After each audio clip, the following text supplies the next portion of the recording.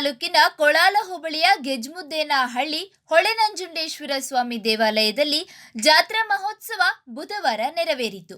ಮಹಾಶಿವರಾತ್ರಿಯ ದಿನದಂದು ಸ್ವಾಮಿಗೆ ವಿಶೇಷ ಪೂಜಾ ಕೈಂಕರ್ಯಗಳು ನಡೆದವು. ಮುಂಜಾನೆಯಿಂದಲೇ ಅಭಿಷೇಕ, ಬಿಲ್ವಾರ್ಚನೆ, ಸಹಸ್ರನಾಮ ಸೇವೆಗಳು ಶ್ರೀ ನಂಜುಂಡೇಶ್ವರನ ಸಾನ್ನಿಧ್ಯದಲ್ಲಿ ಜರುಗಿದವು.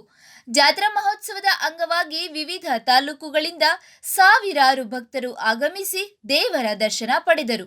ಭಕ್ತರ ಹರಕೆ, ಸಂಕಲ್ಪ, ವಿಶೇಷ ಪೂಜೆ, ಹೂವಿನ ಮತ್ತು ಫಲಾಲಂಕಾರ ಸ್ವಾಮಿಯ ಸುಂದರ ಸೌಂದರ್ಯವನ್ನು ಮತ್ತಷ್ಟು ಹೆಚ್ಚಿಸಿತು. ಕೇಂದ್ರ ಸಚಿವ ವಿ ಸೋಮಣ್ಣನವರ ಪತ್ನಿ ಶೈಲಜಾ ಸೋಮಣ್ಣನವರು ಮಾತನಾಡಿ, ನಂಜುಂಡೇಶ್ವರನ ಕೃಪೆ ಈ ಭಾಗದ ಜನರ ಮೇಲಿರಲಿ. ಸ್ವಾಮಿ ಭಕ್ತಾದಿಗಳಿಗೆ ಆರೋಗ್ಯ, ಆಯುಷ್ಯ ಮತ್ತು ಸಮೃದ್ಧಿ ಕರುಣಿಸಲಿ. ರಾಜ್ಯ ಸುಭಿಕ್ಷ, ಸಮೃದ್ಧಿ, ಉತ್ತಮ ಮಳೆಯಾಗಲಿ ಎಂದು ಹಾರೈಸಿದರು. ತಮ್ಮ ಪತಿ ವಿ ಸೋಮಣ್ಣನವರು ಈ ಬಾರಿ ಜಾತ್ರೆಗೆ ಆಗಮಿಸದಿದ್ದರೂ ಭಕ್ತರೊಂದಿಗೆ ದೇವರ ದರ್ಶನ ಪಡೆಯಲು ಅವಕಾಶ ಸಿಕ್ಕಿದ ಸಂತೋಷವನ್ನ ಹಂಚಿಕೊಂಡರು.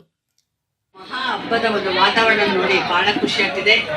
ಎಲ್ಲ ಭಕ್ತಾದಿಗಳು ನಮ್ಮ ಹೊಳೆನಂಜುಂಡೇಶ್ವರ ದೇವಸ್ಥಾನಕ್ಕೆ ಸೇರಿ ಎಲ್ಲರೂ ದೇವರ ಆಶೀರ್ವಾದಕ್ಕೆ ಪಾತ್ರರಾಗಿ ತಾವೆಲ್ಲರೂ ಒಳ್ಳೆಯ ಸದ್ಬುದ್ಧಿಯಿಂದ ಚೆನ್ನಾಗಿರ್ಲಿ ಅಂತ ನಾನು ದೇವರನ್ನ ಕೇಳ್ಕೊಳ್ತಾ ನಿಮ್ಮೆಲ್ಲರಿಗೂ ಒಳ್ಳೇದಾಗ್ಲಿ ಅಂತ ಹಾರೈಸ್ತಿದೆ. ಹಾಗೆ ಇವತ್ತು ನನ್ನ ಪತಿಯವರಾದ ಸೋಮಣ್ಣವ್ರು ಬರಬೇಕಾಗಿತ್ತು. ಅವರ ಒಂದು ಅನುಪಸ್ಥಿತಿಯಲ್ಲಿ ನನಗೆ ಇಲ್ಲಿ ಬರೋಕ್ಕೆ ಅವಕಾಶ ಸಿಕ್ತು. ಈ ದೇವರ ದರ್ಶನ ಮಾಡಲಿಕ್ಕೆ ಮತ್ತು ತಮ್ಮೆಲ್ಲರನ್ನ ಒಂದು ಚೆನ್ನಾಗಿ ಮಾತಾಡ್ಕೊಂಡು ಒಂದು ಖುಷಿ ಆಯಿತು ನನಗೆಲ್ಲರೂ ಮಾತಾಡ್ತೀನಿ.